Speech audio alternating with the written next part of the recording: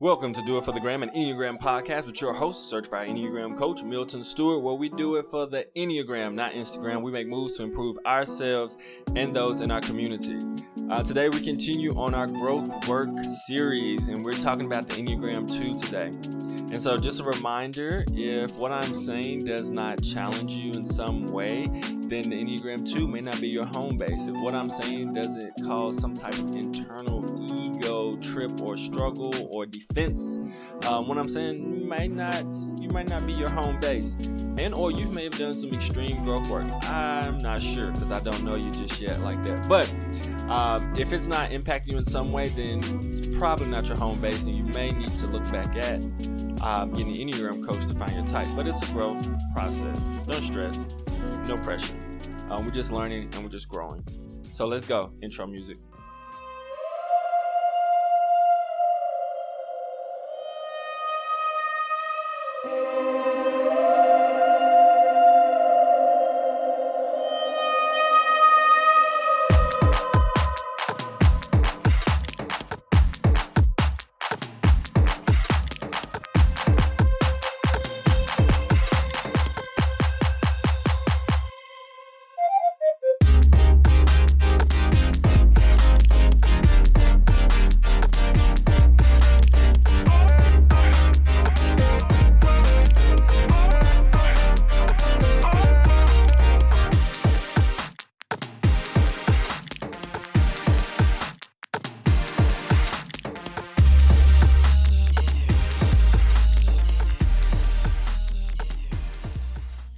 All right, so today we're talking about the Enneagram 2. Much of the information I'm going to be using comes from Ginger's book, The Art of Typing. All right, so a general type descriptor for the Enneagram 2 with their attention focus is when they come in a room, it's like, what do you need? What do you need? What do they need? So it's really important. First thing they're going to see, their receptors are going off left and right. Like, what do people need? What do people need? So when you see a 2 who's like constantly moving and serving and trying to find a way to help, it's because internally going on is saying, what do people need? What do they need? What do they need? All right. So next is the false identity. And we all have this false identity because the ego creates a false identity for us through our personality, trying to give off something in order to get something which we never get. So our ego is compulsively trying to obtain what we really want, which is deep down our essence and our virtue. But it does it in a way that does not help us get what we want. So the false identity for the Enneagram 2 is a false abundance. And it's like, what's a false abundance for a 2? So the false abundance for the 2 is that they just have everything to give. They can give and give and give and give and give, and they're totally fine. Everything's okay because I just give and give and give and give, and I have so much to give, and I can always give. I can give to you and give to them, and you may need help, so I can give to you. And so it's this false idea of abundance because, as we know, everyone can't give literally everything you have. And when you are stuck in false abundance, you're basically neglecting yourself. And so if you're neglecting yourself, then you actually don't have an abundance of anything. You're giving from this place that is not coming necessarily from you. It's coming from that ego. It's not coming from your true self. It's coming from your false self, which is this false abundance of giving because you actually want to receive something. And that is the feeling that you are needed. All right, next, the worldview. The worldview for the Enneagram 2 is the world is full of suffering and need. I must help alleviate this. On the upside, this is absolutely amazing and great, right? Because there's a lot of suffering and there's a lot of need in this world. And the world, needs people who are willing to help and serve and love people, right? But the downside is that you don't have to be the person to do that. And yeah, the world is full of suffering, but it's also full of other people who can give, and it's also full of you as well. And it's not your job to make sure that no one is suffering and no one's in need, because it's also a part of life as well. And it actually helps people grow a lot of times and helps people to learn. Suffering and a lot of times need helps people to grow and learn a lot of times. And it doesn't mean it's the worst thing in the world. And I'm not talking about every situation. You know, you do want to alleviate if you can. But to compulsively think that you're the person who must help alleviate all of it becomes the issue. Does your workplace stink because the culture sucks? Are you tired of tolerating people and wish you could all work together cohesively? Does the mere idea of going into work give you anxiety? If you said yes to any one of these, you should probably quit your job. But since you're not going to quit your job, you should contact Kaizen Careers. At Kaizen Careers, we are all about improving workplace performance. We use a unique tool called the Enneagram. The Enneagram helps individuals and organizations become more self-aware. That self-awareness lends into helping organizations with communication, conflict management, and leadership development, ultimately turning self-awareness into self-mastery and creating healthy workplace cultures so you can improve your services and bottom lines. Contact Kaizen Careers at KAIZENCAREERS.com or Milton at KaizenCareers.com, or give us a call at 901-334-1644. Ego ideal. So the ego ideal is obviously coming from the ego, and it's part of what's pushing it's the driver. So the ego ideal is the driver of the personality. It's driving the personality to show this person in this certain way, right? And so the ego is actually, like I said before, it is going about getting something we want the wrong way.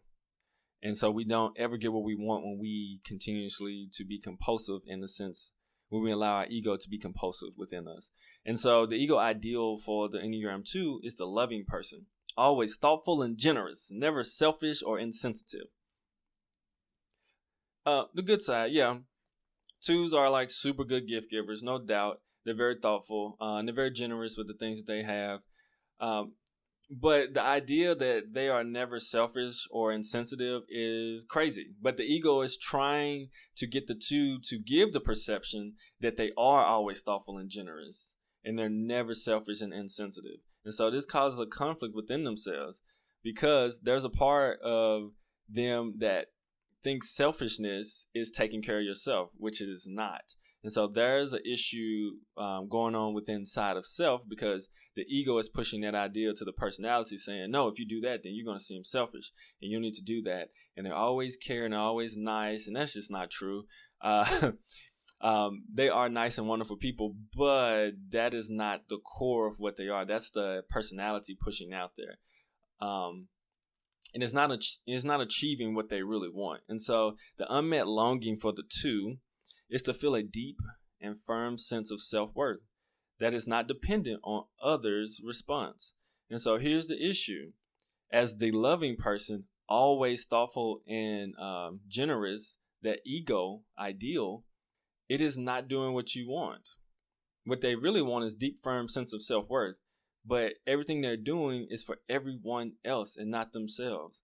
And so before you can even get to a place where you have self-worth and value, it has to start with yourself first. You have to start with loving who you are, treating yourself right, taking care of yourself, if you're going to feel a deep, firm sense of self-worth that's not dependent on other people. Because the 2 is trying to get that feeling, but they're trying to get that feeling from outside of themselves. They're trying to get it through other people's affirmation and appreciation that they're able to give and to so-called alleviate their problems or the stressors that they have.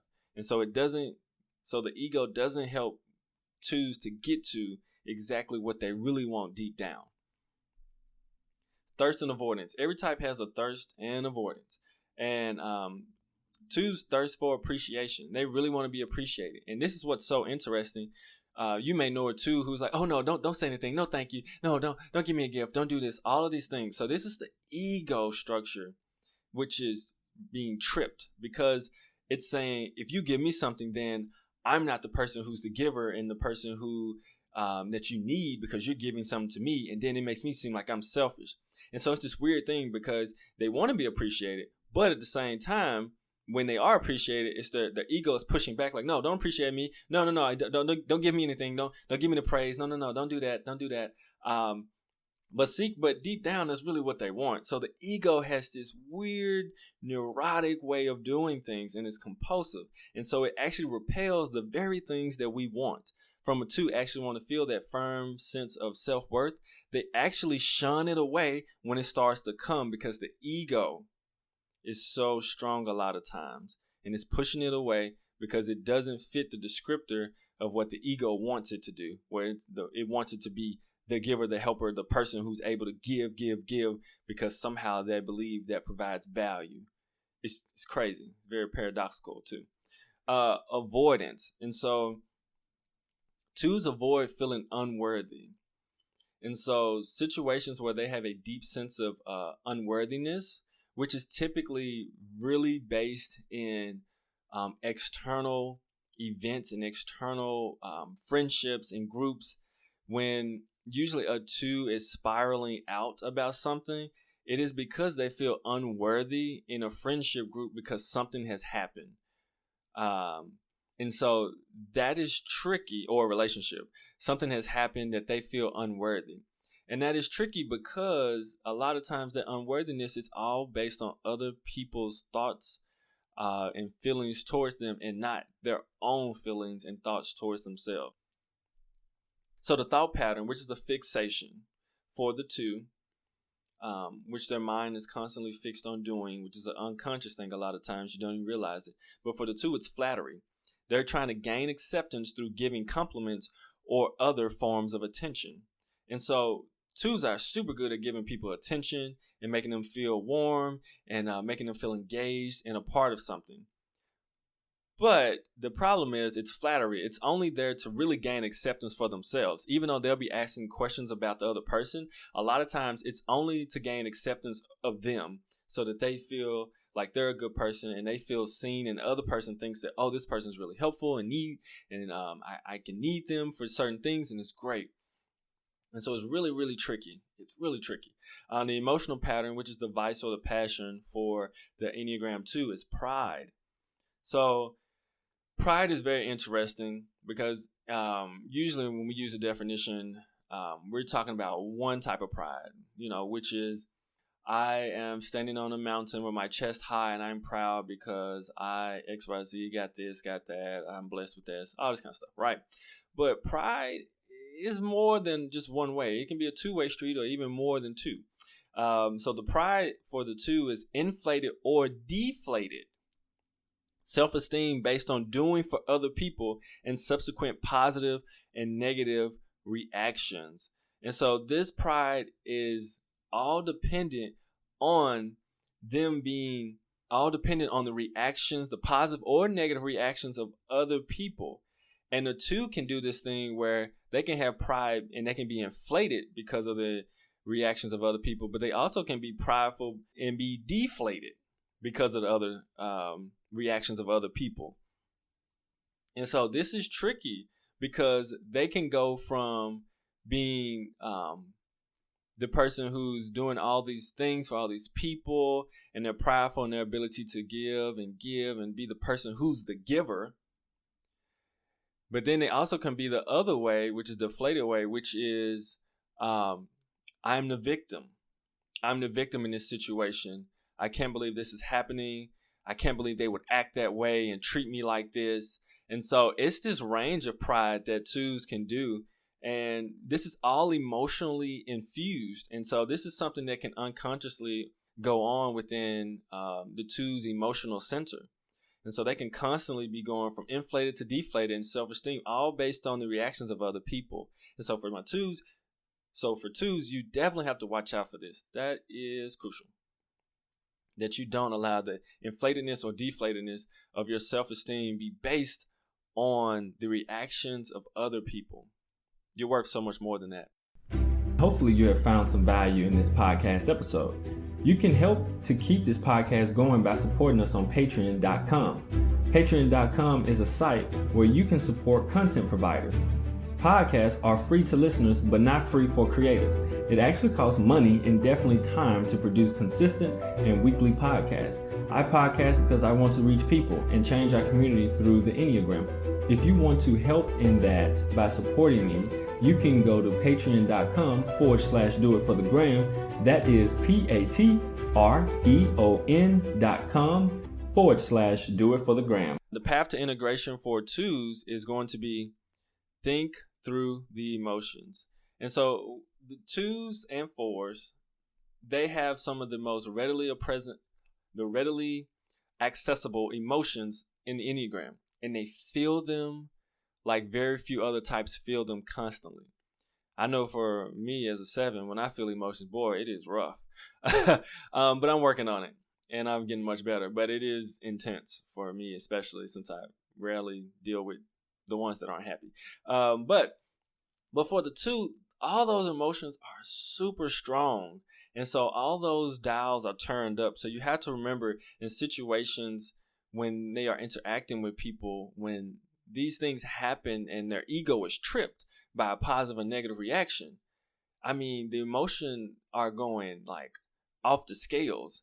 And so for a 2, it's going to be, you're going to have to work on reeling back those emotions so you can think and get to your thinking center. So you can actually think about the situation not from a 100% emotional standpoint, but be able to look at it from a thoughtful perspective and start to ask yourself questions and really figure out like, was this whole situation even about me? Should I even take this personal? Is this worth my energy, my emotional energy that I have in depth?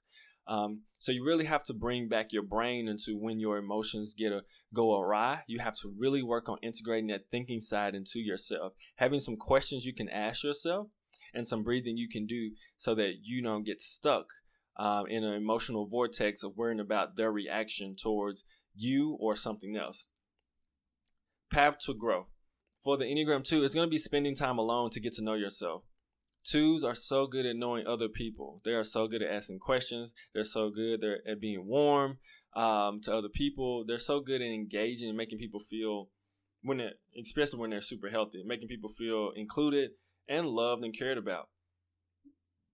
The problem is they're not good at doing that with themselves. They're not usually good at like, how are you doing, self? You doing good? Are you nice and warm to yourself? Are you loving to yourself?